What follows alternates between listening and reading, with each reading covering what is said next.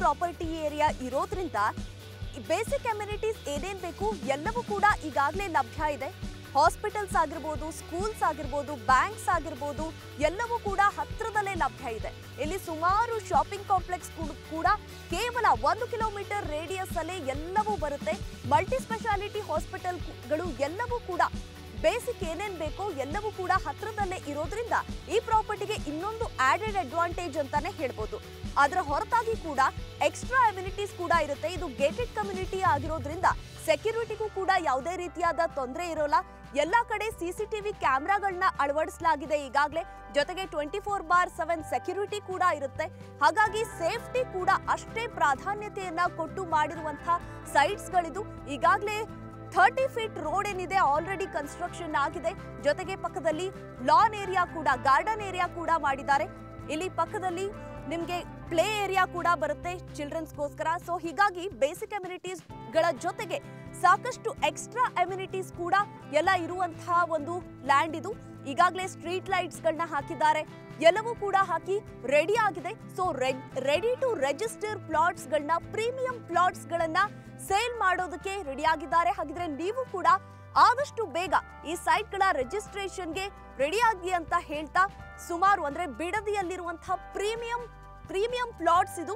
ಬೆಂಗಳೂರಂತಹ ಒಂದು ಏರಿಯಾದಲ್ಲಿ ಈ ರೀತಿಯಾಗಿ ರೆಡಿ ಟು ಅವೈಲೇಬಲ್, ಅದು ಇಲ್ಲಿ ಹತ್ರದಲ್ಲೇ ಸಿಟಿಯಲ್ಲಿ ಆಗಿರೋದ್ರಿಂದ ತುಂಬಾನೇ ಪ್ರೀಮಿಯಂ ಪ್ಲಾಟ್ಸ್ ನ ಸೇಲ್ ಮಾಡ್ತಾ ಇದ್ದಾರೆ.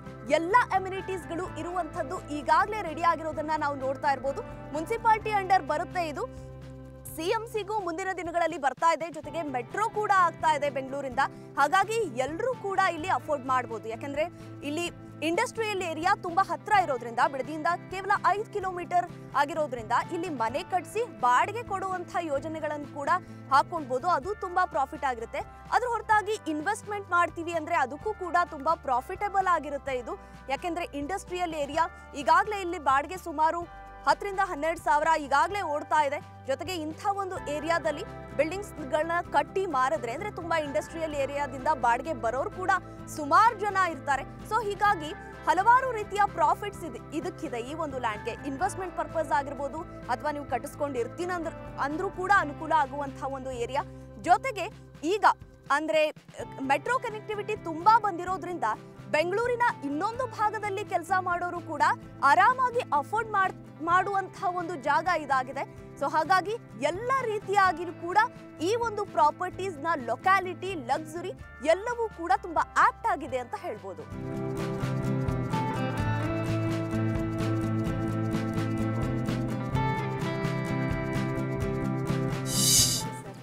ಹೇಳಿದ್ರಿ ಅಂದ್ರೆ ಇದು ಇನ್ವೆಸ್ಟ್ಮೆಂಟ್ ಪರ್ಪಸ್ಗೂ ಇದು ತುಂಬಾ ಇಂಪಾರ್ಟೆಂಟ್ ಆಗುತ್ತೆ. ಜೊತೆಗೆ ಇಲ್ಲೇ ಇರ್ತೀವಿ ಅಂದ್ರೆ, ಯಾಕಂದ್ರೆ ಬಿಡದಿ ಇಂಡಸ್ಟ್ರಿಯಲ್ ಏರಿಯಾ ಆಗಿರೋದ್ರಿಂದ ಕನ್ಸ್ಟ್ರಕ್ಷನ್ಗೆ ಅಂದ್ರೆ ನೀವೇನಾದ್ರೂ ಹೆಲ್ಪ್ ಮಾಡ್ತೀರಾ, ಅಥವಾ ಆ ರೀತಿ ಯೋಜನೆಗಳು ನಿಮ್ಮಲ್ಲಿ ಇದೆಯಾ ಅಂತ ಕನ್ಸ್ಟ್ರಕ್ಷನ್ ಮಾಡ್ಕೊಂಡು? ಮೇಡಮ್, ಕನ್ಸ್ಟ್ರಕ್ಷನ್ನು ನಾವು ಮಾಡ್ಕೊಡೋದಿಲ್ಲ. ಬಟ್ ನಮಗೆ ಗೊತ್ತಿರುವಂಥ ಆರ್ಕಿಟೆಕ್ಟ್ಗಳಿದ್ದಾರೆ, ಇಂಜಿನಿಯರ್ಸ್ ಇದ್ದಾರೆ, ಅವರ ಮುಖಾಂತರ ನಾವು ಸಪೋರ್ಟ್ನ ಏನು ಒದಗಿಸ್ಕೊಡ್ತೀವಿ. ಜೊತೆಗೆ ಅವ್ರಿಗೆ ಯಾವುದೇ ರೀತಿ ತೊಂದರೆ ಆಗದೆ ಇರೋ ರೀತಿ ಪ್ಲಾನಿಂಗ್ ಅಪ್ರೂವಲ್ ಇರ್ಬೋದು, ಪ್ರತಿಯೊಂದು ಡಾಕ್ಯುಮೆಂಟೇಷನ್ ಇರ್ಬೋದು, ಅದಕ್ಕೆಲ್ಲ ನಾವು ಸಪೋರ್ಟ್ ಮಾಡ್ತೀವಿ. Okay sir. ಅಂದರೆ ಇವಾಗ ಈಗ ಸಪೋಸ್ ಯಾರಿಗಾದ್ರೂ ಅದನ್ನ ಮತ್ತೆ ಸೇಲ್ ಮಾಡಬೇಕಂತ ಇದ್ದಾರೆ, ಇನ್ವೆಸ್ಟ್ಮೆಂಟ್ ಪರ್ಪಸ್ ಯೂಸ್ ಮಾಡೋರಿಗೆ, ಏನೋ ಸ್ವಲ್ಪ ವರ್ಷ ಬಿಟ್ಟು ತುಂಬಾ ರೇಟ್ ಬಂತು ಲ್ಯಾಂಡ್ಗೆ, ಸೇಲ್ ಮಾಡಬೇಕು ಅಂತ ಇದ್ರೆ, ಸೊ ಅಲ್ಲಿಗೆ ಬಿಲ್ಡರ್ಸ್ ಕೂಡ ಖಂಡಿತವಾಗ್ಲೂ ಇವಾಗ ಸುಮಾರು ಜನ ಕಸ್ಟಮರ್ಸು ತೊಗೊಂಡಿರ್ತಾರೆ. ಅವ್ರಿಗೆ ನೆಕ್ಸ್ಟ್ ಯಾವುದೋ ಒಂದು ಇದರಲ್ಲಿ ಸೇಲ್ ಮಾಡಬೇಕು ಅನ್ನೋ ಪರಿಸ್ಥಿತಿ ಬರುತ್ತೆ. ಆ ಟೈಮಲ್ಲಿ ಏನು ಮಾಡ್ತಾರೆ, ಅವಾಗ ನಮ್ಮನ್ನೇ ಕನ್ಸಲ್ಟ್ ಮಾಡ್ತಾರೆ. ಕೆಲವು ಕಸ್ಟಮರ್ಸು ನಮ್ಮ ಪ್ರಾಜೆಕ್ಟ್ಗಳಿಗೆ ಬಂದು ನೋಡಿ ಅವ್ರ ಸೈಟು ಆ ಮೂಮೆಂಟಲ್ಲಿ ತೊಗೊಳಕ್ಕಾಗ್ದೇ ಯಾವ್ದಾದ್ರು ಅಕಸ್ಮಾತ್ ತೊಗೊಂಡಿರೋರು ರೀಸೇಲ್ಗೆ ಬಂದರೆ ಹೇಳಿ ಅನ್ನೋದು ನಮ್ಮ ಹತ್ರ ಲೀಸ್ಟ್ ಇರುತ್ತೆ. ಅಂಥ ಸಮಯದಲ್ಲಿ ನಾವು ಅಂಥ ಕಸ್ಟಮರ್ಸ್ಗೆ ನಾವು ಅದನ್ನು ಸಪೋರ್ಟ್ ಮಾಡ್ತೀವಿ. ಸರ್, ಇವಾಗ ಅಂದ್ರೆ ಈ ಒಂದು ಪ್ರಾಪರ್ಟಿದು ಡೆವಲಪ್ಮೆಂಟ್ ನಾವೀಗ ಆಲ್ರೆಡಿ ನೋಡ್ತಾ ಇದ್ದೀವಿ. ಎಲ್ಲ ಆಲ್ಮೋಸ್ಟ್ ರೆಡಿ ಆಗಿದೆ, ಲೇನ್ಸ್ ರೆಡಿ ಆಗಿದೆ, ರೋಡ್ಸ್ ರೆಡಿ ಆಗಿದೆ, ಎಲ್ಲವೂ ರೆಡಿ ಆಗಿದೆ.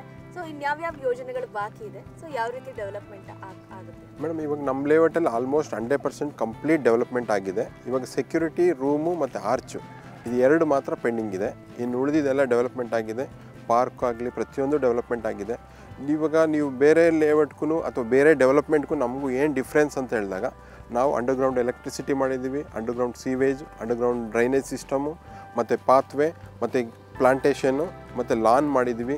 ಎಷ್ಟು ಪ್ರಾಪರ್ಟಿ ನೋಡ್ತಾ ಇದ್ರೆ ಇಲ್ಲಿ ಮನೆ ಕಟ್ಟೋದಕ್ಕೆ ಅಂದ್ರೆ ಎಷ್ಟು ಫ್ಲೋರ್ಸ್ ಕಟ್ಟೋದಕ್ಕೆ ಪರ್ಮಿಷನ್ ಇದೆ ಮೇಡಮ್? ಇದು ಪುರಸಭೆ ಲಿಮಿಟ್ಸ್ ಬರೋದ್ರಿಂದ ಅದನ್ನು ನಾವು ಪ್ರಾಪರಾಗಿ ಪ್ಲಾನ್ ಅಪ್ರೂವಲ್ ಎಲ್ಲ ಮಾಡಿಸ್ಕೊಂಡು ನಾವು ಕನ್ಸ್ಟ್ರಕ್ಟ್ ಮಾಡಬೇಕಾಗತ್ತೆ. ಆ್ಯಸ್ ಆಫ್ ನಾವು 3+1 ಪರ್ಮಿಷನ್ ಕೊಡ್ತಾರೆ.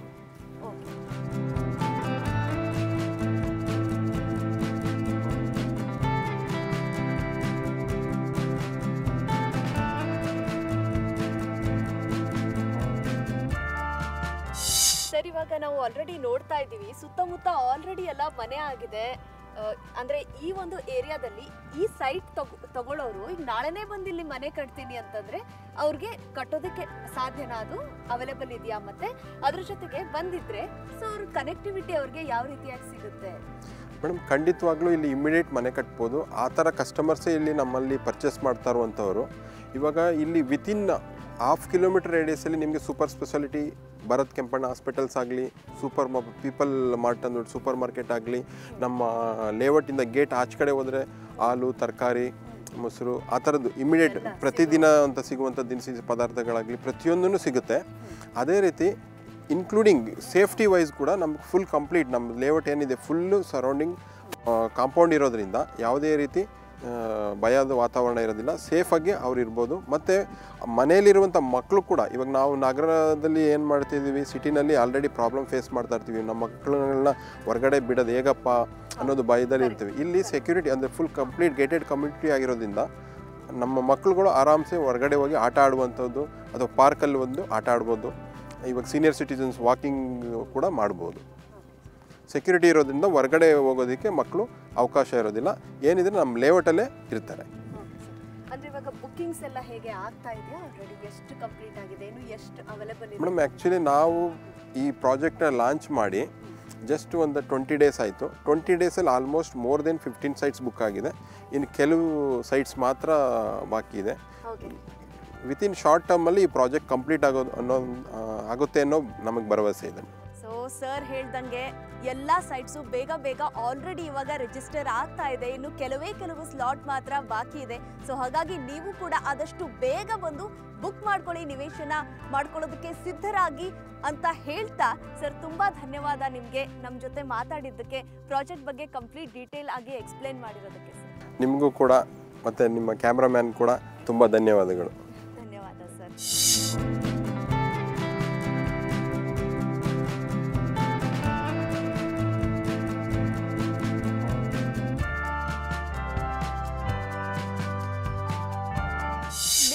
ಪ್ರಾಪರ್ಟೀಸ್ ಅವರ ಎಸ್ಟಿಪಿ ಮೀಡೋಸ್ ಪ್ರಾಜೆಕ್ಟ್ ನ ಅಡಿಯಲ್ಲಿ ಬರುವಂತಹ ಎಲ್ಲ ಡೀಟೇಲ್ಸ್. ಸೊ ನೀವು ಕೂಡ ಈ ಪ್ರಾಪರ್ಟಿನ ಪರ್ಚೇಸ್ ಮಾಡೋದಕ್ಕೆ ಆದಷ್ಟು ಬೇಗ ರಿಜಿಸ್ಟರ್ ಮಾಡ್ಕೊಳ್ಳೋದಕ್ಕೆ ರೆಡಿ ಆಗಿ ಬನ್ನಿ ಅಂತ ಹೇಳ್ತಾ ಕಾರ್ಯಕ್ರಮವನ್ನ ಮುಗಿಸ್ತಾ ಇದ್ದೀವಿ. ಧನ್ಯವಾದ.